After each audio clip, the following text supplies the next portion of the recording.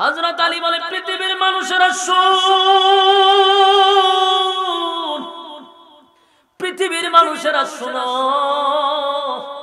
আমার নবীরে আল্লাহ কত সম্মান মর্যাদা দিয়েছে, আমার নবীর কত পাওয়ার। সূর্যটা পৃথিবীর থেকে 13 লক্ষ গুণ বড়। সেই সূর্যরে নবী ইশারা দিতে সূর্যের মধ্যে কম্পন সৃষ্টি হয়ে গেছে। সূর্যটা আবার আসরের টাইমের জায়গায় চলে আসছে। নবী আর হযরত আলী আবার আসরের নামাজ আদায় করার পরে সূর্য আগের জায়গায় গেছে। সুবহানাল্লাহ।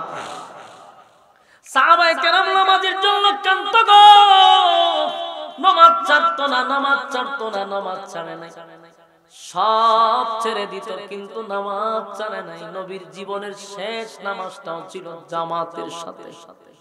সুবহানাল্লাহ। জীবনের শেষ নামাজটা ছিল জামাতের সাথে, বাকি নামাজ ফজরের পড়তে পারে নাই। প্রচন্ড ব্যথা, শরীরটা অসুস্থ, নবী উঠতে পারে না, বসতে পারে না, ব্যথায় ব্যথিত হইয়া নবী ক্লান্ত। একটা সময় আল্লাহর হাবিব অসুস্থ শরীর নিয়ে যখন অপেক্ষায় ছিল, সাহাবায়ে কেরাম মসজিদে নববীর মধ্যে ঢুকছে নবীর পিছনে নামাজ পড়ে।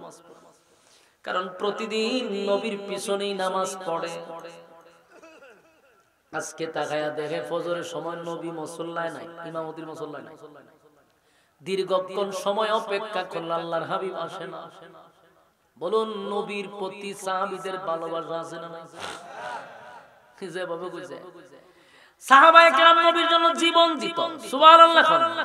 জীবন দিয়া দিত নবীর জন্য, জীবন দিত, জীবন দিত। স্ত্রী সন্তান যদিও চলে যায়, নবীর জন্য মা ছাড়ছে, বাবা ছাড়ছে, সন্তান ছাড়ছে, নবীর ছাড়া নাই। সুবহানাল্লাহ।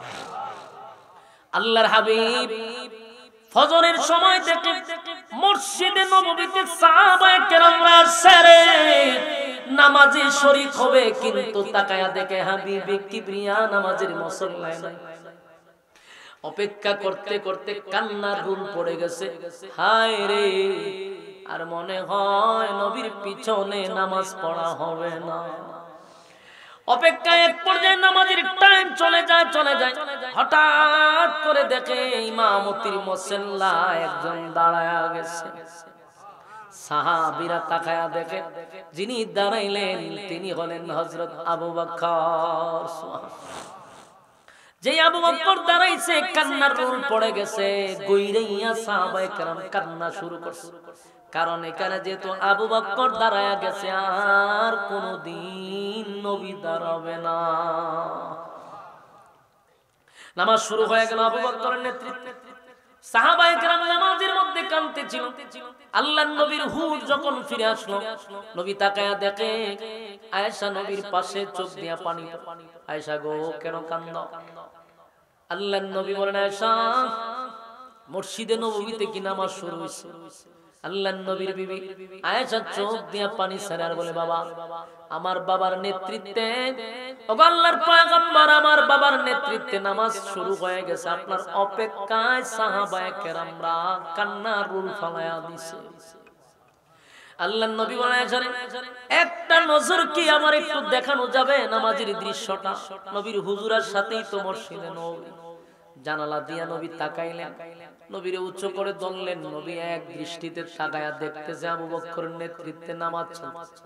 নবী দেখে আর মুস্কি হাসে, আর চোখ দিয়া নবীর মুক্তার দানার মতো পানি পড়তেছে। আম্মা জান আয়েশা বলেন, নবী গো, আমার বাবা নামাজ পড়ায় এই জন্য কান্দেন। কেন কান্দেন পয়গম্বর, কেন কান্দেন? নামাজের দৃশ্য দেখ। জাহান্নামীরা জাহান্নামে যখন অবস্থান করবে, একদল জান্নাতীরা জাহান্নামীদেরকেও প্রশ্ন করবে, এ জাহান্নামীরা, কেন রে জাহান্নামের ভিতরে আসলে? দুনিয়ার জমিনে একই সাথেই তো চলাফেরা করতাম, একই সাথেই তো বন্ধু বান্ধবের মতো আড্ডা মারতাম, একই সাথেই তো ব্যবসা করতাম, চাকরি করতাম, খেলাধুলা করতাম। আমি জান্নাত পাইলাম, বন্ধু তুমি কেন জাহান্নামের ভিতরে? কেন আসলা জাহান্নামে? জাহান্নামীরা জাহান্নামে আসার কারণ বর্ণনা করতে গিয়ে এক নাম্বার যে কারণটা টেনে আনবে সেটা হলো ক্বালু লাম নাকু মিনাল মুসাল্লিন। ক্বালু লাম নাকু মিনাল মুসাল্লিন, জাহান্নামে যাওয়ার এক নাম্বার কারণ হলো নামাজ না পড়া। জাহান্নামীরা তখন বলবে, বন্ধু দুনিয়াতে তুমি আর আমি একসাথে চলতাম, একসাথে খেলতাম, একসাথে ব্যবসা করতাম, কিন্তু মসজিদে আজান হইলে সমস্ত কাজ কর্ম বাদ দিয়া তুমি দৌড়াইয়া মসজিদে যাইতা, আর আমি ব্যবসা করে বসে থাকতাম, খেলাতে ব্যস্ত থাকতাম, আড্ডাতে ব্যস্ত থাকতাম।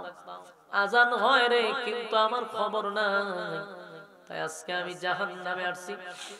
এক নাম্বার কারণ হলো নামাজ না পড়া। আমার যুবক ভাইরা, প্যান্ডেলের ভিতরে অনেক নওজোয়ানরা বসা, অনেক দাঁড়িয়ে আছেন নওজোয়ান ভাইরা, মুরব্বি বাবারাও আছেন। আপনাদের কাছে আমার একটাই আবদার, জীবন ভর ওয়াজ শুনলেও কোনো লাভ হবে না। সারা রাত না যদি কিয়ামত পর্যন্ত ওয়াজ শুনেন, কিন্তু একটা নামাজের সেজদার সমান কিয়ামত পর্যন্ত ওয়াজ শুনলেও সমান হবে না। একটা সেজদার দাম কি সারা জীবন ওয়াজ শুনলে এর দাম হইব? সারা রাত ওয়াজ শোনা দূরের কথা, যদি কিয়ামত পর্যন্ত ওয়াজ শুনেন, একটা নামাজের সেজদার সমানও হবে না। এই জন্য জাহান্নামে যাওয়ার এক নাম্বার কারণ হলো নামাজ না পড়া। বলুন আজকের থেকে নিয়ত আসেনি? আওয়াজের নমুনা দেন, কি পরিমাণ নিয়ত করছে। আর ঠিক কে কইছে? দুই একজন গিয়া যে ঘুমাইব, হেতের কি আর খবর থাকবে না? আল্লাহ রাব্বুল আলামিন বলেন, জাহান্নামে যাওয়ার এক নাম্বার কারণ আমি নামাজ। আউয়ালু মা ইউহাসাবু বিহিল আবদু ইয়াউমাল কিয়ামাতিস সালাহ। কিয়ামতের ময়দানে সর্বপ্রথম আমি হিসাব যে নিব, এটাও নামাজের। কথা বুঝতেছেন? কিয়ামতের কঠিন ময়দানে আমি হিসাবটাও নিব নামাজের। সেদিন তোমরা হাসরের মাঠে দাঁড়াইবা, আমি আল্লাহ বলবো, বান্দারে হিসাব দে, কিন্তু প্রথম হিসাবটাই করব নামাজের। বেনামাজিকে যখন দাঁড় করাবে, বেনামাজিরা বলবে, আল্লাহ আমার সময় ছিল না, আমি বড় ব্যস্ত ছিলাম, ব্যস্ততার কারণে আমি নামাজে শরীক হতে পারি না। এখনো দেখবেন মসজিদের ইমাম যদি যুবকদেরকে বলে আসেন না নামাজে যাই, হুজুর সময় নাই। কি কয়?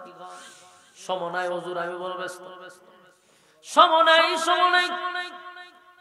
প্রশ্ন হলো সময়ের মালিককে। ভাই আপনার আওয়াজ খুব কম। আল্লাহর নাম বলো না, শুধু জবান বন্ধ যাবে, কিতা করবে? আওয়াজ দেন না, আওয়াজ বাড়ি তো কেমন? আপনারা যদি আওয়াজ না দেন, আমার আওয়াজটা বাড়ি তো সত্যি। যে জায়গার আমাকে আনছেন, 10 বছর ধরে আমি ওয়াজ করি, আমার সমস্ত পিছনের ইতিহাস আপনারা রেকর্ড ভেঙে নিয়েছেন। সর্বনাশ, সর্বনাশ। তুমি এখানে আমি দুঃখিত না, আমরা আয়ার গাড়ির মধ্যে কইতাছি, আমাকে আমার নিতে আমার কষ্ট লাগতেছে না, কিন্তু আমি কষ্ট লাগতেছে যে এই এলাকার মানুষগুলা কত নির্যাতনে আছে, কত কষ্টে আছে। আমি চিন্তাটা যে আমার জানছে, আমি চিন্তা যাবি না একদিন আসি, কিন্তু এই লোকগুলা যে প্রতিদিন যাইতে যাইতে যে এর কি অবস্থা। এখানকার দায়িত্বশীল গুলার আপনারা বাইন দেয়া, যেটি আগে দায়িত্ব পালন বানবেন, মাথার মধ্যে সুবারি দিয়ে জুতা বাইরে সুর বদমাশ গুলি খাইতে খাইতে খাইতে শেষ করে লেছে। এদেশের জনগণের সাথে তারা যেই পরিমাণ গাদ্দারি করছে, আপনারা এদেরকে এলাকাতে রাখছেন কেন? বাইরে ফিরে সামরা তুলবে। এগুলা দায়িত্বশীলদের অবহেলার কারণে আপনাদের উপরে এই নির্যাতন। এরা জুলুম করছে আপনাদের প্রতি, আপনাদের অধিকার নষ্ট করছে তারা। এজন্য এদেরকে আপনারাই নিজের হাতে আইন তুলে নেবেন, সাইজ করবেন আপনারা নিজেরা। বেড়া এই আওয়ার অঞ্চলের রাস্তাঘাট ঠিক করতে প্রধানমন্ত্রী লাগে, টাকা বরাদ্দ হয় না, গেছে কো হাওয়ার উপরে গেছে।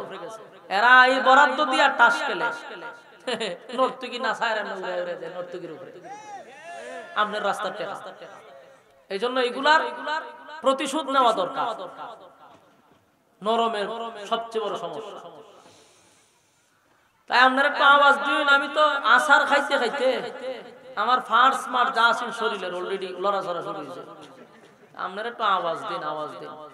মাহফিলটা ক্যান্সেল করে দিছিলাম তো দিছি, পরে এখানকার মুরব্বী হইলে কই আমাদের দেখেছি একজন মুরব্বী আছে আবার গেছে আমার মাদ্রাসা।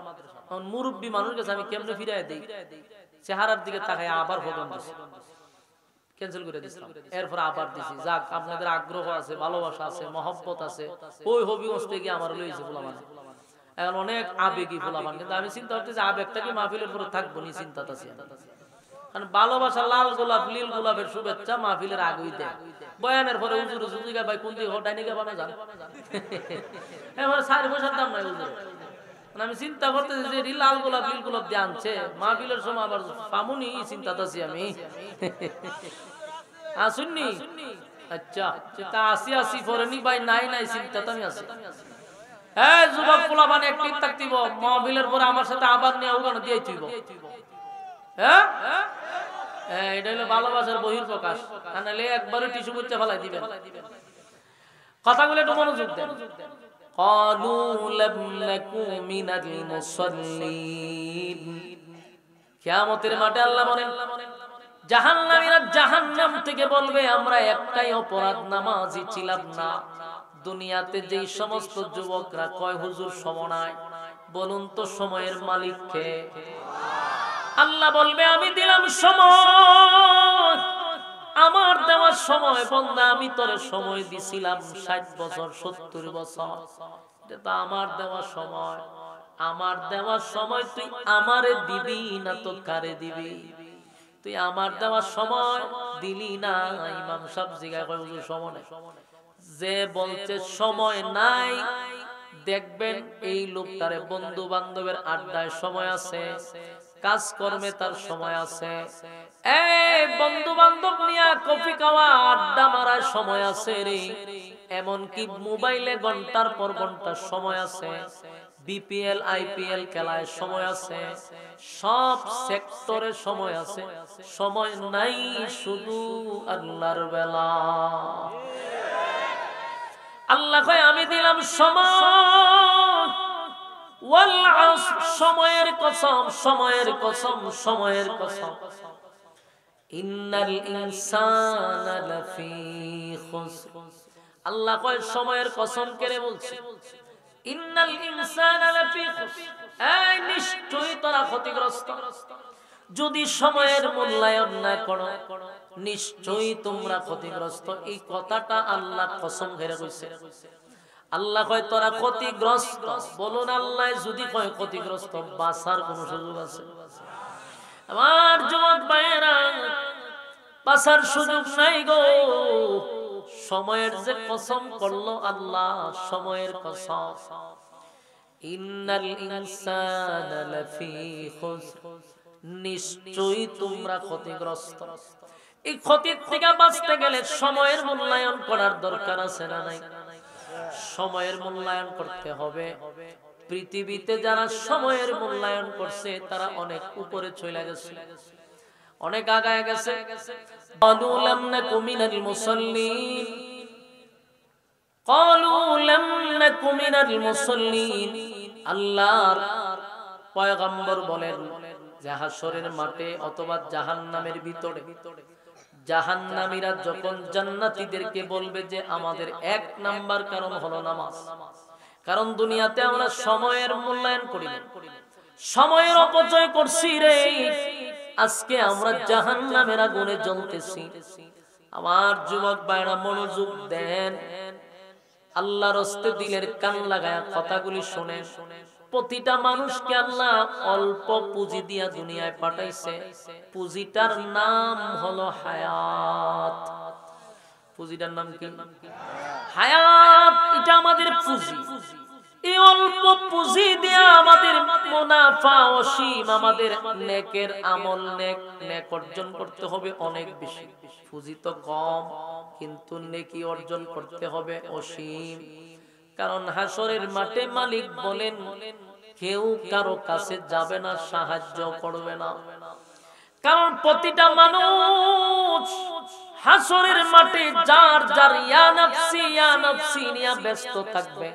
তাই দুনিয়াতে যে সময় পাইছেন সেটা যদি ব্যয় করলাম মানুষের পিছনে, সময়ের মূল্যায়ন করলাম না, মন গড়া জিন্দেগি চালাইলাম, যাদের পিছনে সময়টা ব্যয় করলেন বলুন তারা কি হাসরের মাঠে আপনারে কোনো হেল্প করবে?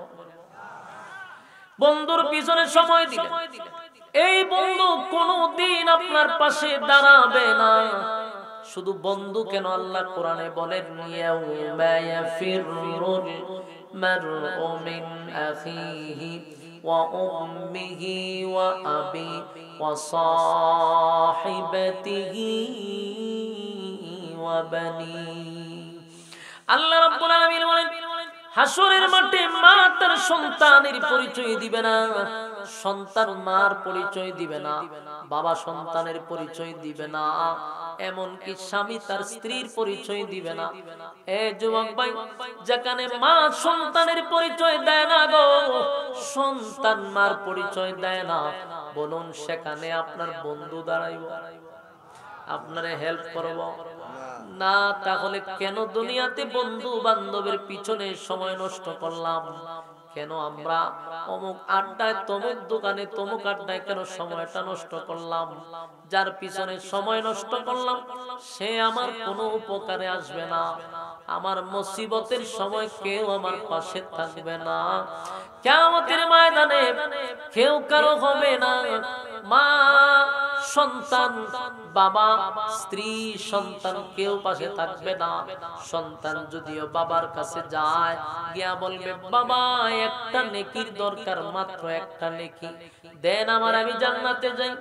বাবা বলবে দুনিয়াতে আমি বিবাহই করি নাই, আমার কোনো সন্তান ছিল না। যুবক ভাইরা, বাবা তার সন্তানকে ভালো করে চিনবে, এটা আমার ছেলে। আমার দুনিয়াতে এতগুলা ছেলে ছিল, এর মধ্যে এত নাম্বার ছেলে, চিনার পরেও অস্বীকার কেন করবে জানেননি? একটা নেকি যদি সন্তানকে দেওয়া লাগে, এই জন্য বাবা চিনার পরেও বলবে আমার কোনো ছেলে ছিল না। বুঝেন, দুনিয়ার জমিন আর আখিরাতের সিস্টেমটা ভিন্ন। দুনিয়াতে বাবার যত কিদা লাগুক, যদি সন্তানের কিদা লাগে নিজে না খাইয়া খাওয়ায়া দেয়, কথা হয় না, নিজে না খাইয়া সন্তানের মুখে খাবার তুলে রে। মা এত মায়া, এত মহব্বত সন্তানের প্রতি, সারা রাত মা সন্তানের জন্য ঘুমায় না। সন্তান যদি প্রস্রাব করে দেয়, ডাইনে প্রস্রাব করলে বামে নিয়ে যায়, বামে প্রস্রাব করলে বুকে রাখে, কিন্তু সন্তানদের দমক দেয় না, সন্তানদের রাগ করে খাটের নিচে ফালায়া দেয় না। এত মায়া, এত মহব্বত, সারা রাত মা ঘুমায় না। সেই মহব্বতের মা, কলিজার টুকরা মা, হাসরের মাঠে সন্তানকে বলবে আমি চিনি না, আমার কোনো ছেলে ছিল না। কেন জানেননি? যদি সন্তান একটা নেকি চায়, এ বিতলঙ্গের বায়রা, এখন বুঝে নেন নেকির কত। এই যে মাহফিলটা করাইলেন, বহু মানুষ রাস্তাঘাটে এখনো আড্ডা মারে, বহু মানুষ বিভিন্ন গোল মিটিং করে গল্প করতেছে। এ কত বড় কপাল পোড়া, চিন্তা করেন। কালকেও যদি বাচ্চা থাকে, আড্ডা মারার সময় কিন্তু আছে, গল্প করারও সময় আছে, রাস্তাঘাটে সময় ব্যয় করারও সময় আছে, কিন্তু আগামী কালকে বেঁচে থাকলেও কি মাহফিলে বসতে পারবো? কথা হয় না, মাহফিলকে আগামী কালকে করাইবেন। তাহলে কত বড় কপাল পোড়া। এলাকার মধ্যে একটা মাহফিল হচ্ছে, কোরআন হাদিসের কথা বলা হচ্ছে, পরকালের কথাগুলি তুলে ধরা হচ্ছে। কত বড় কপাল পোড়া। প্রতিদিন যেমন আড্ডায় থাকে, আজকেও আড্ডায় আছে। প্রতিদিন যেমন গল্প করে, আজকেও গল্পতেই আছে। একবারও চিন্তা করে না আমার মতো অত বড় কপাল পোড়া যে আমি বছরে একবারও দিনের জন্য, ইসলামের জন্য সময় ব্যয় করতে পারলাম না। কত বড় কপাল পোড়া। এই জন্য যুবক ভাইদেরকে বলি, শয়তান কিন্তু ভিতরে ওয়াসওয়াসা দেয়, কোন শয়তান চায় না তার সাথী কানে বসে থাকো, কথা ঠিক নেই। কারণ প্রতিটা মানুষের সঙ্গে শয়তান আছে, আমার সঙ্গে আছে। শয়তান কিন্তু চায় না আপনি মাহফিলে বৈশা কোরআনের কথা শুনেন, আপনারে ওয়াসওয়াসা দিয়ে এখান থেকে উঠাবে। আর আপনি যখন তার কথা শুনে চলে যাবেন, শয়তান সাকসেস, আপনি ব্যর্থ। আর আপনি যদি এখানে বৈশাই থাকেন উঠেন না, তখন শয়তান ব্যর্থ হয়, আপনি সাকসেস হন। আমার যুবক ভাইরা, এই দিলের কান লাগায় শুনেন, ওয়াজ মাহফিল প্রতিদিন হবে না, প্রতিদিন কথাগুলি শুনবেনও না। আমি যে আপনাদের সামনে মাঝে মধ্যে আয়াতগুলি বলতেছি, প্রতিটা অক্ষরে অক্ষরে 10টা করে নেকি আপনাদের আমল নামায় আল্লাহ ঢোকায়া দিচ্ছে। সুবহানাল্লাহ। তাহলে নেকির কত দাম দুনিয়ায় বোঝা যাবে না। যেদিন দুটা চোখ বন্ধ হয়ে যাবে, যেদিন মালাকুল মউত আজরাইল আপনার সঙ্গে সাক্ষাৎ করবে। মালাকুল মউত আজরাইল কিন্তু প্রতিদিন সাক্ষাৎ করে, এটা জানেননি? দৈনিক 5 বার সাক্ষাৎ করে। প্রতিদিন আপনি আমার সঙ্গে, মালাকুল মউত আমার সঙ্গে, আপনার সঙ্গে সাক্ষাৎ করে কেন জানেন? আপনার ছবি কিন্তু মালাকুল মউতের কাছে আছে, টাইম দেওয়া আছে, এতটার সময়, এত সালে, এত মাসে, এতটার সময় রূহ কবজ করা হবে। তাই মালাকুল মউত আজরাইলের দায়িত্ব আছে। এক একজন মানুষের রূহের জন্য এক একজন ফেরেশতা দায়িত্ব পালন করে। প্রতিদিন আপনার চেহারার সঙ্গে ছবি মিলায় আর টাইম মিলায় দেখে হয় নাই, আবার চলে যায়। অথচ আপনি হেলায় আর খেলায় রঙ্গ তামাশা নিয়ে আছেন, অথচ আপনার পিছনে আজরাইল ঘুরে দরবার লেগে, আপনার খবর নাই। আপনি আছেন আড্ডায়, আপনি আছেন আনন্দ ফুর্তিতে, আর এইদিকে আজরাইল আপনার চেহারায় আর ছবি মিলায়। হায় আফসোস, যেদিন আপনার চেহারার সঙ্গে টাইমিং এ মিলে যাবে রে, সেদিন আর পৃথিবীর কেউ আপনারে ধরে রাখতে পারবে না। সেদিন এই পৃথিবীর থেকে আপনাকে একেবারে নিঃস্ব করে দিবে। পৃথিবীর মায়া আপনাকে ত্যাগ করে দিবে। স্ত্রীর সামন থেকে আপনাকে নিয়ে যাবে, মার কাছ থেকে সন্তান নিয়ে যাবে, সন্তানের কাছ থেকে মাকে নিয়ে যাবে, কেউ ধরে রাখতে পারবে না। আল্লাহ বলেন, সময় দিছিলাম, সময় কাজে লাগা, সময়ের অপচয় করবি না। সময়ের অপচয় করলে আল্লাহ বলেন, ওয়াল আস, সময়ের কসম, ইন্নাল ইনসানা লাফি খুসর। আল্লাহ বলেন, নিশ্চয় তোরা ক্ষতিগ্রস্ত। ক্ষতিগ্রস্ত যদি আমার মালিক বলে থাকে, আমরা লাভবান হইব কোন সময়? কথা হয় না? মালিকই কয় তোরা ক্ষতিগ্রস্ত। আমার যুবক ভাইয়েরা, তাই ক্ষতির থেকে বাঁচার দরকার। বাঁচতে হলে 1 নাম্বার হলো সালাত, নামাজ আদায় করতে হবে। ওমা কথা দিবেন না, নামাজ হতে হবে নবী যেইভাবে পড়ছে, সাল্লু কামা রাআইতুমুনি উসাল্লি, নবী যেইভাবে নামাজ পড়ছে আমরা সেইভাবেই পড়তে হবে। কথা কই না দি আপনারা? নামাজ মন গড়া পড়লে হবে না, কারেন্টের সাহায্যে নামাজ পড়লে চলবে না। নামাজের প্রশিক্ষণ দেওয়ার দরকার আছে না নাই? মসজিদ ও মুসল্লি যায়, চিন্তা করে ইমামের কাছে বললে লজ্জা, তোমার এই লজ্জায় তোমার জাহান্নামে নিব মিয়া। তুমি একবার চিন্তা করলা না? তোমার এই লজ্জায় তোমার জাহান্নামের ভিতরে নিবে। তোমার উচিত ছিল ইমামের সঙ্গে একটা খাতির জমানো। ইমাম সাহেবের কাছে গিয়া বলা, হুজুর ফাঁকে ফাঁকে আমার নামাজের ট্রেনিংটা দিয়ে। এই যে আপনি এগুলা বললেন, আপনি ছাত্র হয়ে গেলেন, আর এই অবস্থায় মারা গেলেও আপনি একজন তালবে ইলম হিসাবে মারা যাবেন। সুবহানাল্লাহ। মাঝে মধ্যে নামাজের ট্রেনিং দিবেন। রুকু থেকে সোজা হইয়া বসা, সিজদা থেকে সোজা হইয়া বসা, বিনা উজুরে কাছাকাছি না করা, এই অভ্যাসটা আমার আছে। হুদুদি কুতুর কাতুর করে নামাজ, অথচ জানে না নামাজ শেষ। আপনাদের কথা জানেন নামাজ শেষ তো, মানে বিনা উজুরে কাশি দিচ্ছেন। আপনি উজুর নাই, একটা যে অসুস্থ, একটা জানি এমনি দিচ্ছেন, নামাজ শেষ। আপনি নামাজ পড়তেছে, খালি এগুলা নামাজে গিয়ে হাসে, নামাজে গিয়া হাসিও মারে, নিয়ত বেঁধে হাসতেছে। আপনি যে হাসি দিচ্ছেন, নামাজ খালি ভাঙছে এমনটা না, উজুও গেছে।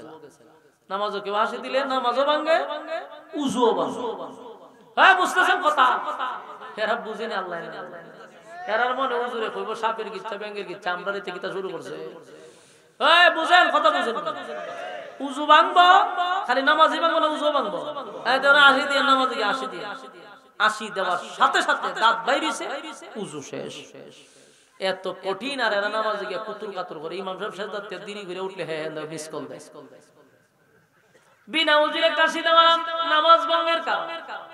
এই নামাজের প্রতি গুরুত্ব দিতে হবে, নামাজের প্রতি গুরুত্ব দিতে হবে। একবার চিন্তা করেন, আমি আপনি কত গুনাহ করি, এত গুনার পরেও নামাজও গিয়ে আবার তামাশা করি, অথচ আমার নবীর সামনেও গুনাহ নাই, আমার নবীর পিছনেও কোনো গুনাহ। কথা হয় না? নবী তো মাসুম, কিন্তু আম্মা জান আয়েশা বলেন, এ পৃথিবীর মানুষেরা শুনো, আমার নবী নামাজ পড়তো, আমি নিজে দেখতাম, আমি ভয় পাইতাম নবীর নামাজ দেখতে। ভয় পাইতো করে জানেন? এমন লম্বা সেজদা দিত রে, আম্মা জান আয়েশা মনে করতো নবী মনে পৃথিবীর থেকে বিদায় হয়ে গেছে।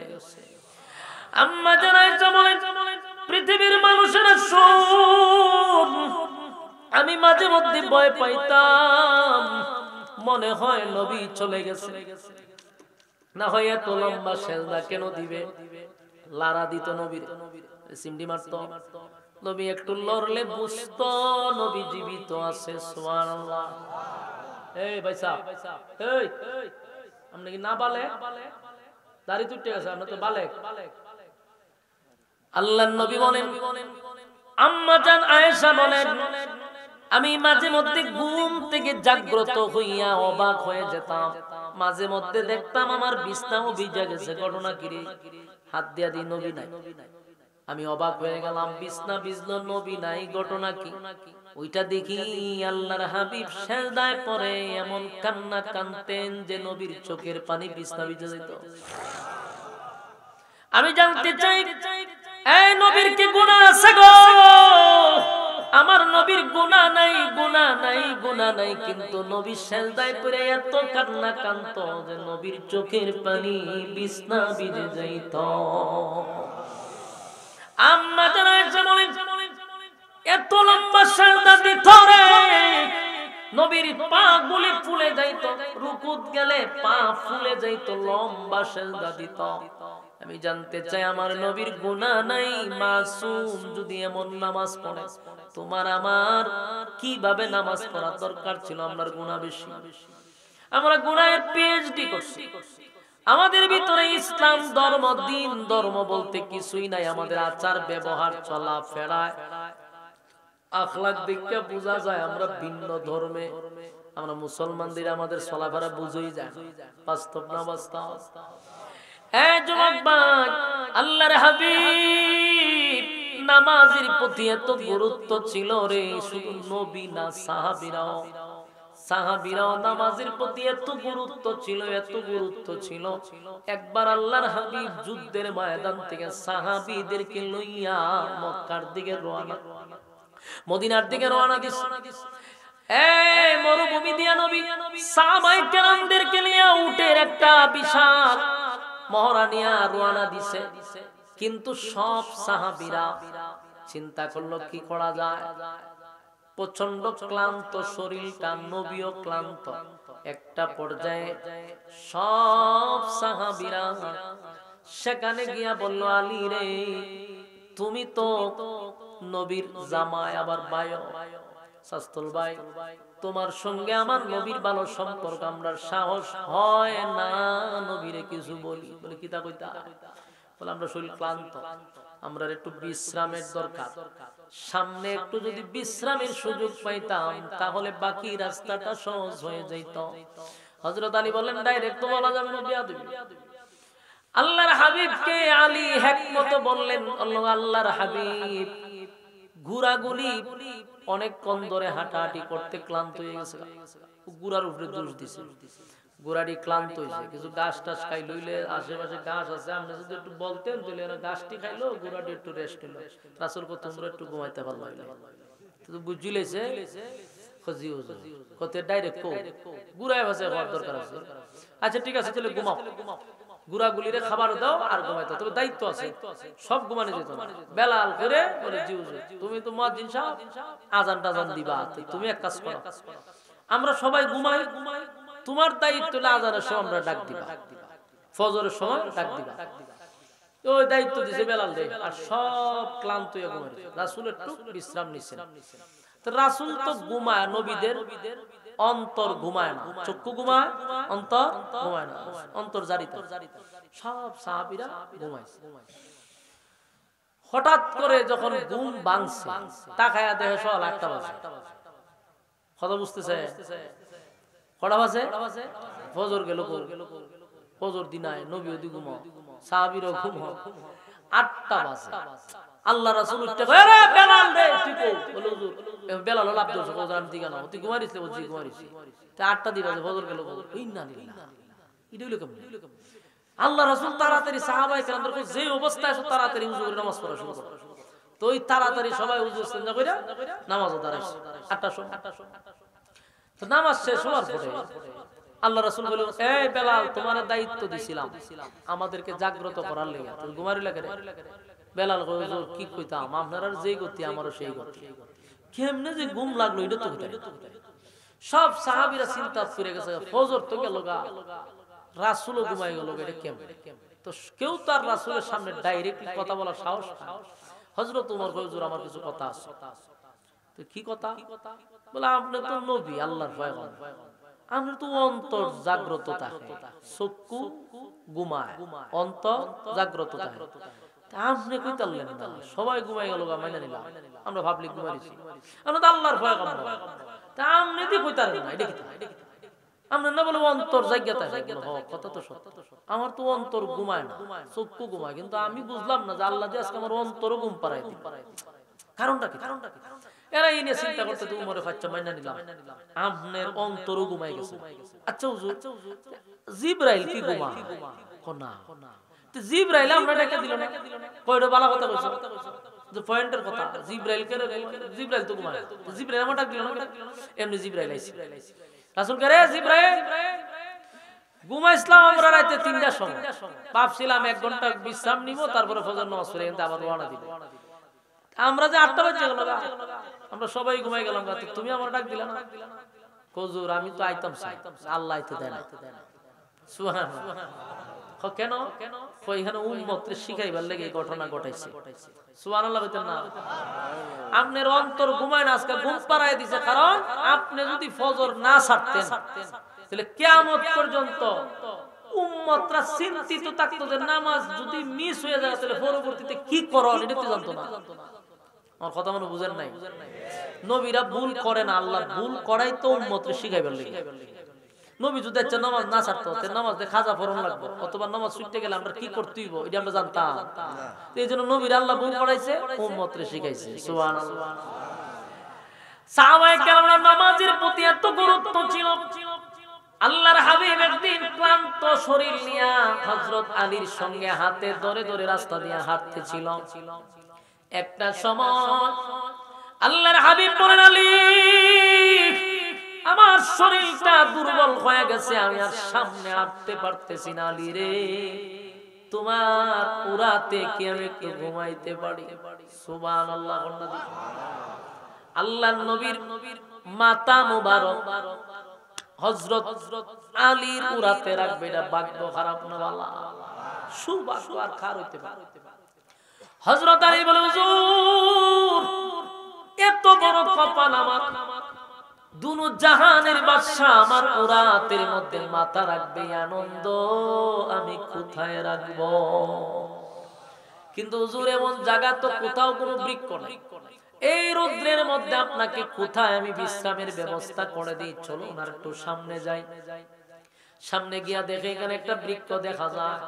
হযরত আলী সেখানে বসলেন।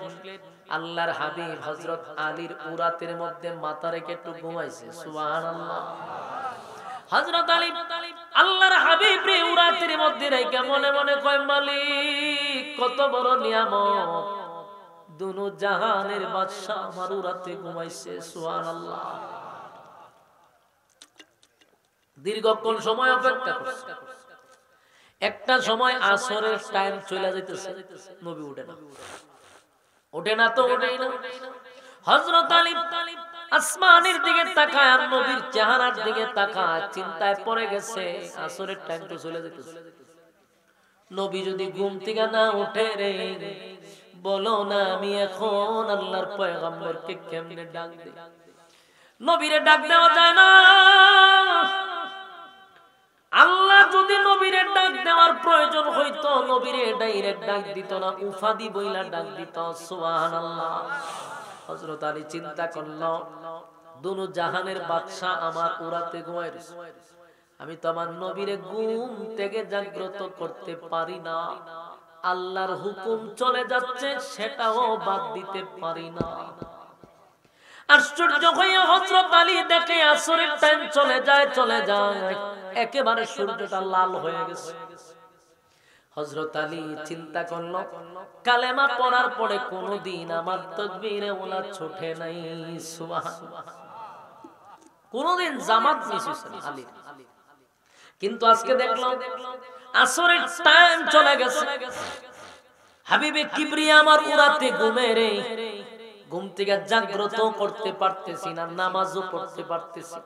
আমার জীবনে কোনোদিন এক ওয়াক্ত নামাজ ছাড়ি নাই, আজকে আমি আমার নবীরও উঠাইতে পারি না, নামাজও ছাড়তে পারি না। হযরত আলী এমন পেরেশানিতে পড়ছে, পাগলের মতো হয়ে গেছে, কিন্তু নবীরে ডিস্টার্ব করে না। একটা পর্যায়ে হযরত আলী কান্না শুরু করছে, কান্দে শব্দ করে না। পয়গম্বর কুরাতির মধ্যে শুয়ে আছে উমা হযরত আলী, নবীজির মাথা মোবারক আলীর উরাতে, তাই চোখ দিয়া যে বায়া বায়া পানি পড়তেছে, এডি বুঝেছে নবীর চেহারা মোবারক। কথা হয় কার উরাতে? হযরত আলীর উরাতে। এমন এক পয়গম্বর ঘুমাইছে, সমস্ত নবী কুলের সম্রাট, আল্লাহর পরে যার সম্মান। সুবহানাল্লাহ। আলী পড়ছিনি মুহাম্মদ নামাজের টাইম যাইতে যায়, সূর্য লাল হয়ে গেছে, আলী চোখের পানি ছেড়ে দিয়েছেন, কান্না যখন শুরু করে দিল, হযরত আলীর চোখের এক ফোঁটা পানি নবীর চেহারা মোবারকে পড়ে গেছে। এমনি নবী তাকায় দেয়, আলী কান্দে। আল্লাহর নবী ঘুম থেকে জাগ্রত হইয়া বলে, আলী রে কেন কান্দস? কেউ মারছে না, ব্যথা পাইছত না, কষ্ট না, কান্দস করে ওই ইশারা দিছে, ডাইরেক্ট কয় না, সূর্যর ভাই চাল। নবী ছায়া দেহে সূর্য ডুবে যেতে থাকে, তার মানে আসরের টাইম তো শেষ, মাগরিবে ঢুকে যাবে। এতক্ষণে রাসূল বুঝছে কেন কান্দে,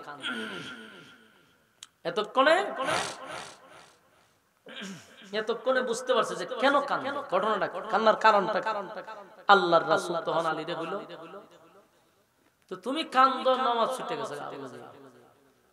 আল্লাহর রাসূল আকাশের দিকে তাকায় দেহ অন্ধকার হয়ে গেছে, তার মানে আলী নামাজ পড়তে পারছে না, এই কষ্টে কাঁদতেছে। সুবহানাল্লাহ। আল্লাহর রাসূল আলীরে থামাই বললে, আলী তুই কি মনে করছস আমি আদম নবী, আমি ইব্রাহিম নবী, নূহ নবী? না না, কোন নবীর সঙ্গে আমার তুলনা করা যাবে না। সুবহানাল্লাহ কইতেন না? আলী রে কি মনে করছস আমি অন্যান্য নবীর মতো না? হযরত আলী কান্দে, কারণ জীবনে কোনোদিন এক ওয়াক্ত নামাজ ছুটে নাই। তাই আলী কান্না দেখে আল্লাহর পয়গম্বর সূর্যের দিকে ইশারা করে বলে, সূর্য রে আমি নবী নামাজ পড়ি না, আমার আলী নামাজ পড়ে নাই। এই সূর্য, আমার আলী নামাজ পড়ে নাই, আমি নবী এখনো নামাজ পড়ি নাই, তাই আমি তোরে অর্ডার দিলাম আল্লাহর হুকুমে, আবার আসরের জায়গায় চলে আয়। সুবহানাল্লাহ। সূর্য আল্লাহর হুকুমে আসরের জায়গাটা। আল্লাহর নবী বলেন, আয়েশা রে এটা আমার কষ্টের কান্না নয়, এটা আমার সুখের কান্না।